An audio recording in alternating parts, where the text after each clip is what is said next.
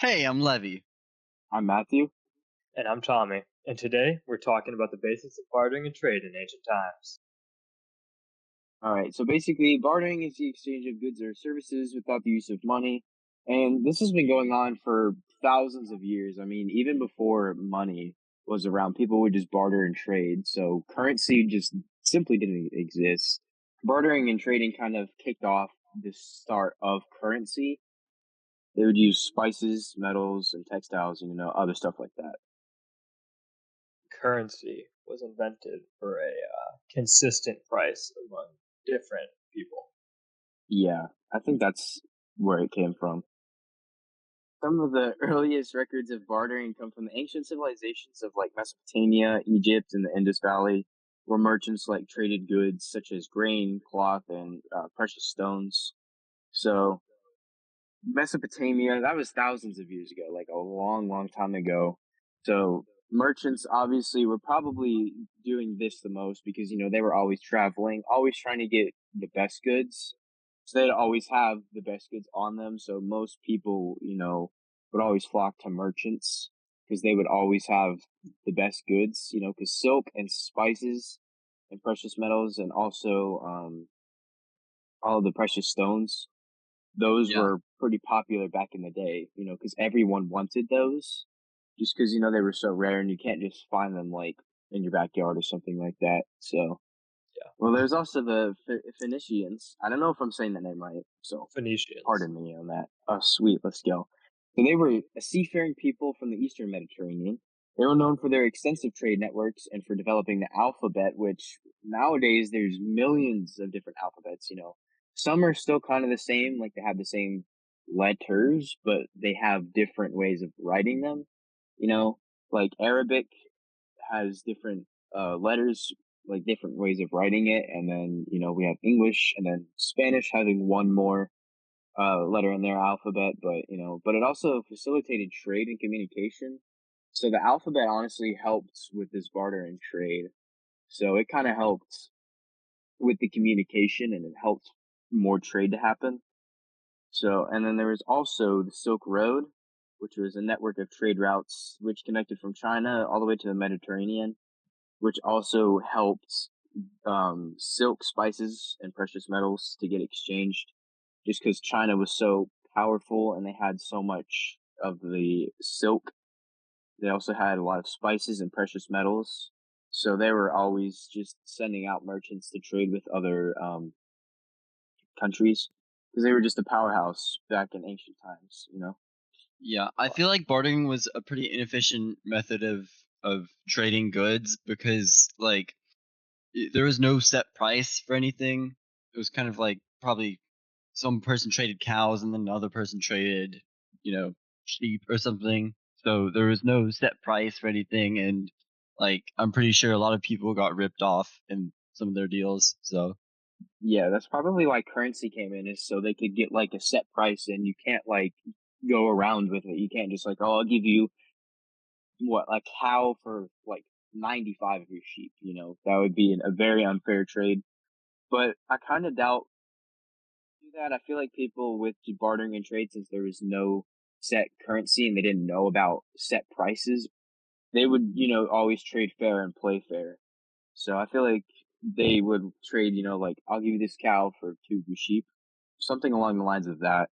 But yeah, also a set currency would probably be really difficult for people to invent back then because finding, I don't know, let's say the gold for a gold coin or something, that would be difficult for them to kind of make gold coins and then distribute that to everybody. So true. I feel like they would also overuse the gold to the point where gold would then crash and the currency and gold would just go completely out of it. Like it wouldn't be as useful as like it used to be now. Like if, you know, people started using a bunch of gold, you know, or if they started using like silver and, it would just crash, their economy if they kept using it. So I feel like they just didn't ever think of currency. They always thought of just trade. And they probably also never really knew what currency was and they never knew about prices or anything. They always just kind of trusted one another. But I feel like this would be pretty risky for bartering and trade because there's no like receipt. You can't just go back and be like, "Hey, I want this back, and I'll give you this back," because it's not how that worked.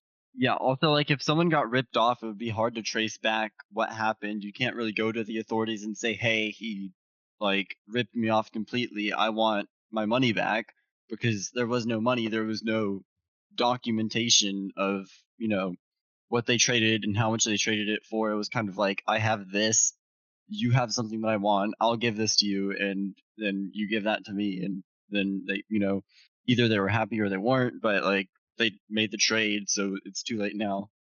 Yeah, Especially in like prehistoric history where nothing was written down, they couldn't track anything back to where it would come from anyway. yeah. Not a lot of writing was way back when, but there were like hieroglyphics, but that was more Egyptian. I'm pretty sure they didn't even have proper, like, numeric systems to be able to write down a proper, like, system of currency. Like, I'm pretty sure they didn't have zeros, so Yeah, they couldn't write down, "Hey, I have no money." And yeah, as for having, like, one or two, I don't think they had proper, like, addition or subtraction. And even if they did, it was probably not very efficient. And I mean, they didn't have any paper and pen, yeah, so they couldn't really write things down really easily. yeah. But there was also the Greeks and Romans, which they also engaged in extensive trade.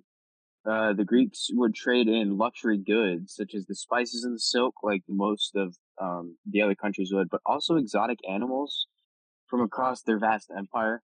But the Greeks, they were also really powerful back in ancient times, ruled for a while, but they also had spices and silk. They were probably one of the best powerhouses in ancient times, as well as China. So it was mainly China and like the Greeks and the Chinese that basically controlled most of trade.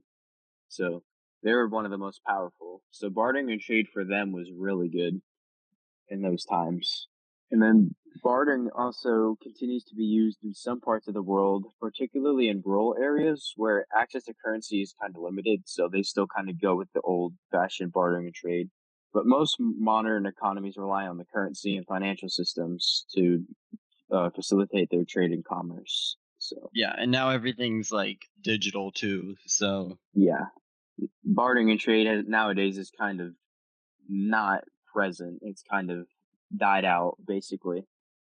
yeah. And I guess it could still exist, especially for, like, children that don't really have access to money yet. Like, "Hey, I want a piece of gum for, like, I don't know, a bag of chips or something," which is totally not a fair deal, but still, like, it Still, it's it still the happens. use of what ancient people would do for even better stuff, like their spices or their silk. Yeah. So that still is the practice of the bartering trade. So not bad to see that. Well, that's a wrap, guys. Bye.